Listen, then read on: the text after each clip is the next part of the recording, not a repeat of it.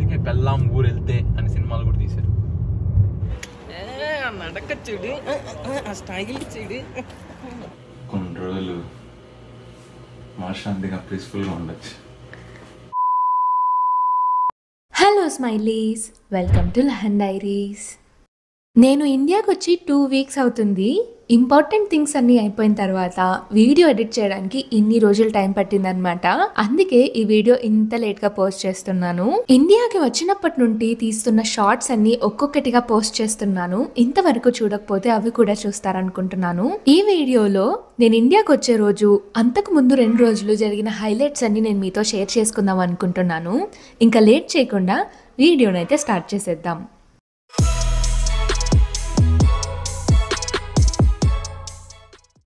2 days ముందు మేము chocolates కొనడానికి ఆర్జే మార్ట్కి అయితే వచ్చాము. ఆర్జే మార్ట్ ఒక హోల్సేల్ స్టోర్ అనమాట.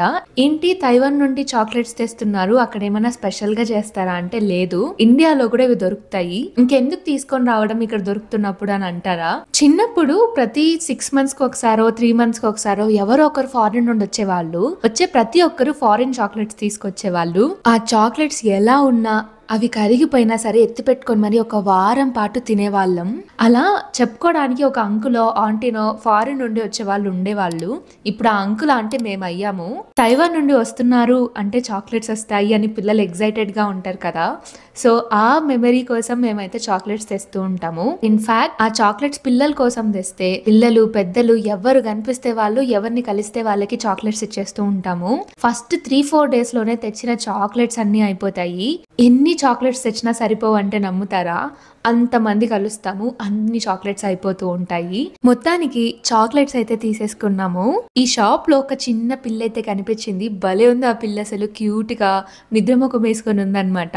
లోపల ఉండే పిల్లి బయటికి వచ్చేసింది మేము బయలుదేరేటప్పుడు. ఇంకా బాయ్ చెప్పేసి ఇంటికి స్టార్ట్ అయ్యాము. యూజువల్ గా తైవాన్ లో రోడ్ సైడ్ పార్కింగ్ ఉంటుంది, పార్కింగ్ లాట్స్ ఉంటాయి. పార్కింగ్ లాట్స్ లో పార్క్ చేస్తే ఇలా ఏటీఎం మెషిన్ లాగా పార్కింగ్ ఫీజ్ కట్టే మెషిన్స్ అయితే ఉంటాయి. అక్కడికి వెళ్ళి బండి నెంబర్ టైప్ చేస్తే కార్డు క్యాష్ యూస్ చేసి ఆ పేమెంట్ అయితే చేయొచ్చు. తైవాన్ లో యూపీఐ మెథడ్ అయితే లేదు. ఎంట్రన్స్ లో ఇలా బ్యారికేడ్స్ లాగా ఉంటుంది, మనం పే చేస్తేనే అది పైకి లిఫ్ట్ అవుతుంది అనమాట. మేము పార్క్ చేసిన చోట పక్కకు తిరిగి చూస్తే ఒక పెద్ద ఓల్డ్ బిల్డింగ్ అయితే కనిపించింది. అది చూడగానే ఆ ప్యాచ్ వర్క్, ఆ బిల్డింగ్ చూడగానే ఎర్త్క్వేక్ వస్తే ఇలాంటి బిల్డింగ్సే కింద పడతాయేమో అనిపించేలాగా ఉన్నింది. ఒక రకంగా హారర్ మూవీలో బిల్డింగ్స్ చూసినట్టు అనిపించింది. మీకు కూడా అలానే అనిపిస్తుందా? కామెంట్ సెక్షన్లో అయితే షేర్ చేయండి. ఇలా దారి మధ్యలో ఒక ట్రైన్ ట్రాక్ ని దాటేసి ఇంటికైతే వచ్చేసాము. నేను ఫ్లైట్ ఎక్కే ముందు రోజు నైట్ ఇది. 1 long month నేను ఇండియాలో ఉండబోతున్నాను. ఇద్దరం కలిసి బయటికి వెళ్ళి ఏదైనా తిందామనిపించి సించుకి వెళ్తున్నాము. ధీరజ్ అన్న తాయిచుంగ్ నుండి వస్తున్నారు. సో అన్నని పిక్ చేసుకొని ముగ్గురం కలిసి తినేసి ఇంటికి వద్దాం అనేది ప్లాన్ అనమాట. అంటే నేను వెళ్ళిపోతున్నానని ఆనందంగా ఉన్నావు కదా, అందుకని. భార్య ఊరెళ్తే అంతకంటే ఆనందం ఇంకేముంటుంది. అందుకే పెళ్ళాం ఊరెళ్తే అని సినిమాలు కూడా తీశారు. చూస్తున్నా, అన్నీ అబ్జర్వ్ చేస్తున్నా, చెప్తా. Okay, no problem. పెళ్ళాం ఊరెళ్తే కిక్కే వేరు.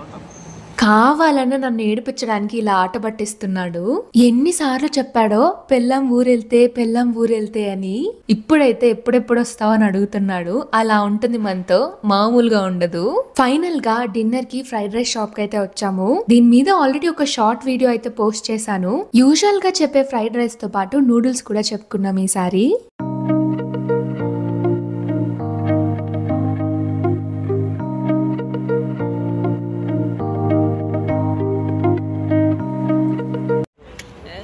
నడక చూడు, స్టైల్ చూడు.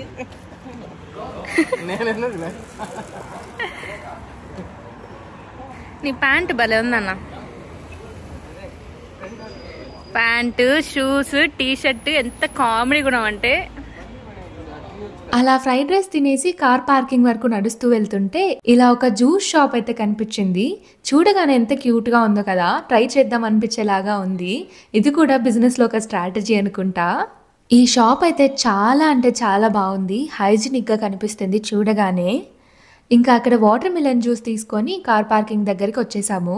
బైక్ పార్కింగ్ లాగానే కార్ పార్కింగ్ కూడా అంతే. పార్కింగ్ లాట్ లో పార్క్ చేస్తే అప్పటికప్పుడు పార్కింగ్ ఫీజ్ పే చేసేయాలి. అదే పే చేస్తున్నాం ఇప్పుడు.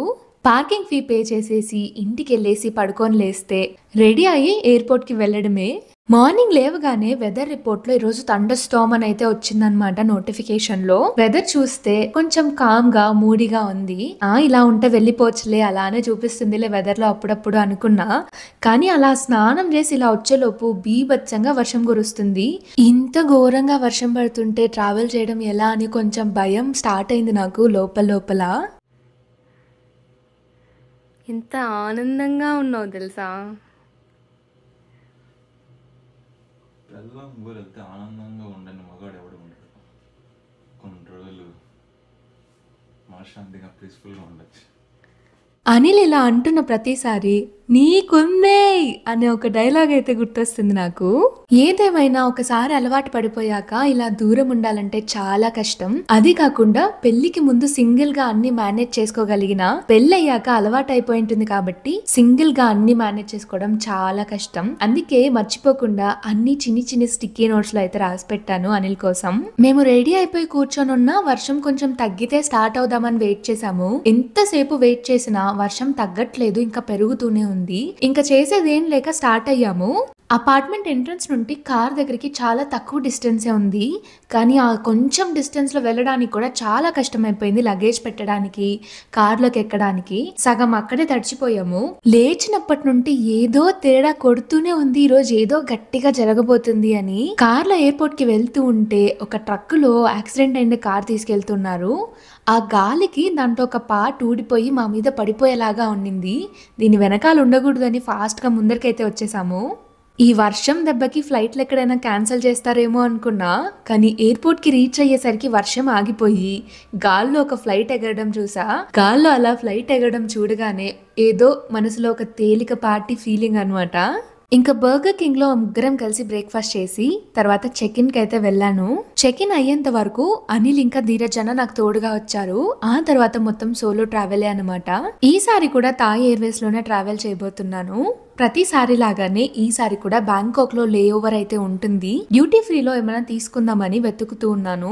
అలా వాక్ చేస్తూ వెళ్తుంటే ఇంటీరియర్స్ అయితే చాలా ప్లెజెంట్ గా అనిపించాయి. ప్రతిసారి తైవాన్ డ్యూటీ ఫ్రీలోనే ఏదో ఒకటి తీసుకుంటూ ఉన్నాం. ఇక్కడి నుండి మోసుకొని వెళ్ళడం ఎందుకు, అక్కడే బ్యాంకాక్ లో తీసుకుందాం, బ్యాంకాక్ లో ఎక్స్ప్లోర్ చేసినట్టు కూడా ఉంటుంది అనిపించి ఇక్కడేం తీసుకోకుండానే వెళ్తున్నాను. అలా చూస్తూ ఉండగానే నేను ఎక్కే ఫ్లైట్ కూడా స్టేషన్ దగ్గరికి అయితే వచ్చేస్తూ ఉండింది.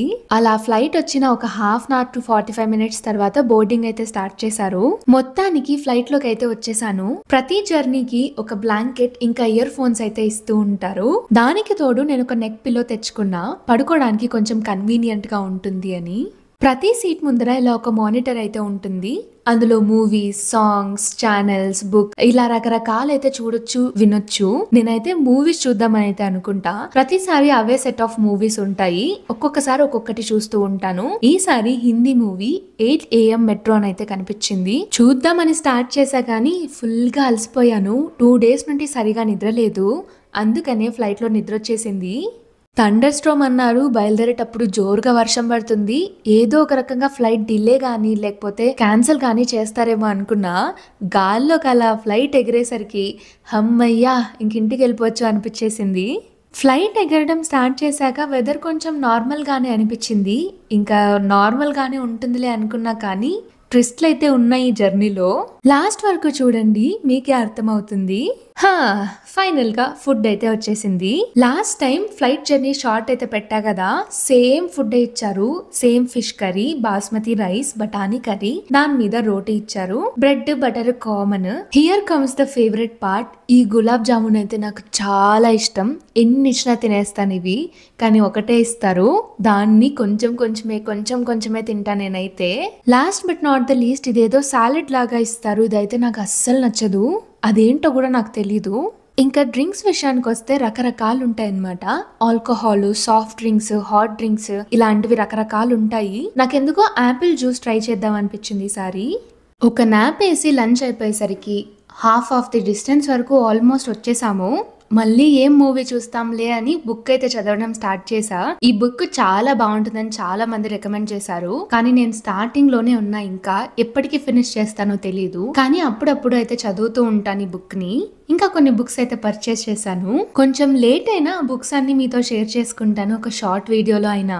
అలా చూస్తూ చూస్తూ ఆల్మోస్ట్ బ్యాంకాక్ దగ్గరలో ఉన్నాం అనిపించింది ఈ మ్యాప్ చూడగానే. ఇంకా అన్ని సర్దుకొని పెట్టుకుంటున్నాను, ఒక half an hour to 45 minutes లో ల్యాండ్ అయిపోతాము అని. అప్పుడే స్టార్ట్ అయింది టర్బులెన్స్. ఉన్నట్టుండి ఫ్లైట్ అంతా షేక్ అయిపోతుంది. అలా కిటికీలోంచి చూస్తే మేఘాల్లోకి దూసుకెళ్తున్నప్పుడు డమడమా సౌండ్ వచ్చి చాలా షేక్ అయిపోతుంది. ఒక హాఫ్ అన్ అవర్ లో ల్యాండ్ అవ్వాల్సిన వాళ్ళం స్ట్రైట్ గా వెళ్లి ల్యాండ్ అవ్వాల్సింది గాల్లోనే చుట్లేస్తుంది అనమాట, రింగ రోజెస్ లాగా. ఎస్టిమేటెడ్ టైం కి ఇంకొక హాఫ్ అన్ అవర్ ఎక్స్ట్రా అయ్యింది. ఏదేమైనా ల్యాండ్ అయితే చాలు అనుకుంటూ ఉన్న మనసులో అప్పుడప్పుడు టర్బులెన్స్ అయితే వస్తూనే ఉండింది మీద. చాలా అంటే చాలా భయం వేసింది. రీసెంట్ ఫ్లైట్ యాక్సిడెంట్స్ అన్ని కూడా డీటెయిల్ గా చూసా నేనైతే. అవన్నీ మైండ్ లో ఒక్కసారిగా మెదులుతున్నాయి నాకు.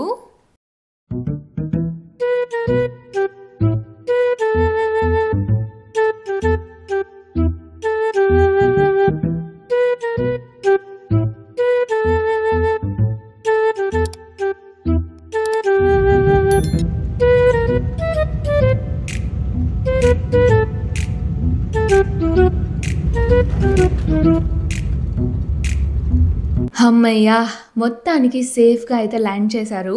పైలట్స్ కి దీని వెనకాల వర్క్ చేసే ప్రతి ఒక్కరికి హ్యాట్స్ ఆఫ్ చెప్పొచ్చు. ఇలాంటి సిచ్యువేషన్స్ లో ల్యాండింగ్ అంత ఈజీ కాదు. చూసే మనకే ఇంత భయంకరంగా ఉంటే వాళ్ళు ఎంత బాగా హ్యాండిల్ చేసి ఉండాలి అనిపిస్తుంది. ఇండియాలో కొన్ని ఊర్లు వెళ్ళడానికి బస్సులో వెళ్తే ఒక బస్సు దిగి మారి ఇంకో బస్సు ఎక్కాలి కదా, సేమ్ అలానే నా ప్రాసెస్ అన్నమాట. ఫ్లైట్ లో నేను తైవాన్ నుండి బ్యాంకాక్ వచ్చిన తర్వాత బ్యాంకాక్ ఎయిర్పోర్ట్ లో ఇంకొక టెర్మినల్ కి వెళ్ళి అక్కడ ఇంకొక ఫ్లైట్ ఎక్కాలి. బ్యాంకాక్ ఎయిర్పోర్ట్ చాలా పెద్దది. ఇంకొక టెర్మినల్ కి వెళ్ళడానికి మధ్యలో ఒక ఆటోమేటెడ్ ట్రైన్ అయితే ఎక్కాలి. ఆటోమేటెడ్ ట్రైన్ అంటే దానంతకు అదే స్టార్ట్ అయ్యి దానంతకు అదే స్టాప్ అవుతుంది. దానికి డ్రైవర్ కానీ కండక్టర్ కానీ ఎవరు ఉండరు. నేను ఫ్లైట్ ఎక్కాల్సిన గేట్ దగ్గరికి అయితే వచ్చేసాను. అక్కడక్కడ ఛార్జింగ్ పోర్ట్స్ అయితే పెట్టుంటారు. మనకు కావాల్సినప్పుడు మన ఛార్జర్తో పెట్టుకోవచ్చు.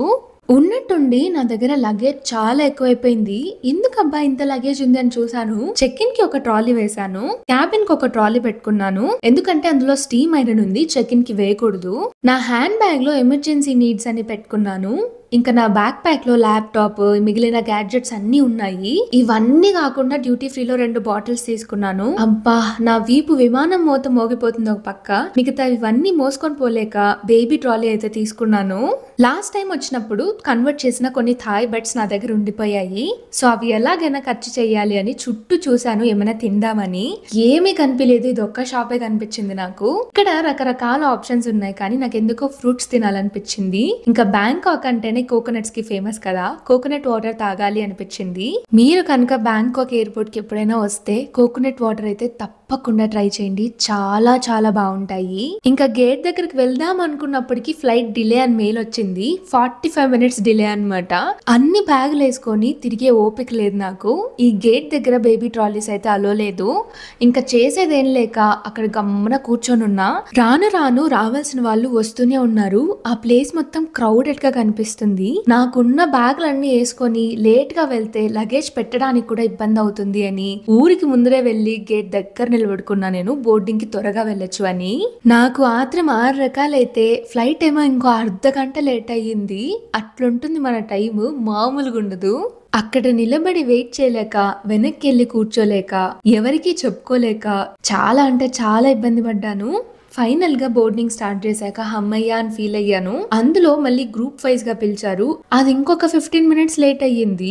దెబ్బ మీద దెబ్బ అన్నట్టు మొత్తానికి ఫ్లైట్ లోకి అయితే ఎక్కిన తర్వాత ఇంకా ప్రశాంతంగా కూర్చోవచ్చు అనుకున్నా. అక్కడ చూస్తే లెగ్ రూమ్ చాలా చిన్నగా ఉంది, అగ్గి పెట్టేలాగా ఉంది ఫ్లైట్ మొత్తం. మోకాళ్ళు అయితే నొప్పి వచ్చేసాయి బెంగళూరుకి రీచ్ అయ్యే లోపు. ఏ మూవీ చూద్దామా అని ఆలోచిస్తున్నప్పుడు నా పక్కన ఉన్న అక్క ఈ మూవీ చూడమని సజెస్ట్ చేసింది. ఈ మూవీ స్టార్ట్ చేసి ఒక 20 minutes చూసే లోపు ఫుడ్ అయితే వచ్చేసింది. మెయిన్ కోర్స్ కి లాస్ట్ ఫ్లైట్ లో ఏదైతే పెట్టారో అదే ఇచ్చారు ఇప్పుడు కూడా. ఇక్కడ మారింది ఏంటంటే స్నాక్స్ కి సాల్టెడ్ క్యాష్యూస్ ఇచ్చారు. బన్ అండ్ బటర్ అయితే కామన్ కదా, డిజర్ట్ లోకి ఏదో కొత్త రకం స్వీట్ ఇచ్చారు. ఇంకా సాలడ్ బదులు ఫ్రూట్స్ ఇచ్చారు. మళ్ళీ ఇదే కూర ఇదే రైస్ పెడతారని ఎక్స్పెక్ట్ చేయలేదు. ఇలా పెడతారని తెలుసుంటే నేను వేరేదైనా సెలెక్ట్ చేసుకుని ఉంటాను. బోర్ కొట్టేసింది ఒకటే ట్రావెల్ లో 2 సార్లు ఇదే తినడం. ఈ డిజర్ట్ మార్చే బదులు గులాబ్ జామునే బెస్ట్ అనిపించింది. ఇదేంటో తీయగా పుల్లగా చల్లగా రకరకాలుగా ఉంది. దీని పేరు కూడా నాకు తెలియలేదు. నాకైతే అస్సలు నచ్చలేదు. మీకు తెలిస్తే దీని పేరు కామెంట్ చేయండి. ఫ్లైట్ ఎక్కిన ఒక 1 hour కి కాళ్ళు చాలా పీకుతున్నాయి, జోమ్ పట్టేస్తున్నాయి అన్నమాట. అంటే తిమ్మిరెక్కేస్తున్నాయి. అసలు అంతమంది ఎలా కూర్చొని ఉన్నారు సైలెంట్ గా అనిపిస్తుంది. కొంచెం పొడుగున్న వాళ్ళకైతే చాలా ఇబ్బందిగా ఉంటుంది కదా. ఇండియా నుండి రిటర్న్ వెళ్ళేటప్పుడు మాత్రం థాయ్ ఎయిర్వేస్ వద్దు అనుకున్నా, వేరే ఏదైనా బుక్ చేసుకుందాం అని ఫిక్స్ అయిపోయాను. వెదర్ ఎఫెక్ట్ మనం ప్రిడిక్ట్ చేయలేము, కానీ లెగ్ రూమ్ మాత్రం చాలా అంటే చాలా ఇబ్బందిగా ఉండింది నాకు. మొత్తానికి బెంగళూరుకి రీచ్ అయ్యాక స్వర్గంలోకి అడుగు పెట్టినట్లు అనిపించింది నాకు. నా కోసం ఎయిర్పోర్ట్ కి మా అన్న ఇంకా సునీల్ వచ్చారు. వాళ్ళిద్దరిని చూసిన తర్వాత కొంచెం ఊరట కలిగింది. కానీ అమ్మని చూసిన తర్వాత ఇలా చిట్టికేసినట్లు పడిన ఇబ్బందులన్నీ వెళ్ళిపోయాయి. ప్రశాంతంగా అనిపించింది. మొత్తానికి ఇంటికి వచ్చేసాను. ఇంకా మీద ఇండియా వ్లాగ్స్ పోస్ట్ చేద్దాం అనుకుంటున్నాను. ఎలాంటి వీడియోస్ ఎక్స్పెక్ట్ చేస్తున్నారు అనేది కామెంట్ సెక్షన్లో షేర్ చేయండి. ఇంకొక 2 weeks ఇండియాలోనే ఉంటాను. ఈ 2 weeksలో మ్యాక్సిమం క్యాప్చర్ చేసి మీతో షేర్ చేయడానికి ట్రై చేస్తాను. ఈ వీడియోలో మీరు ఇంతవరకు వచ్చారంటే ఈ వీడియో మీకు నచ్చిందని అనుకుంటున్నాను. ఇలాంటి మరిన్ని వీడియోస్ కోసం ఛానల్ని సబ్స్క్రైబ్ చేసుకోవడం మర్చిపోవద్దు. ఈ వీడియోకి ఇంతే. మరో వీడియోతో మీ ముందుకు వస్తాను. అంతవరకు సెలవు. బాయ్.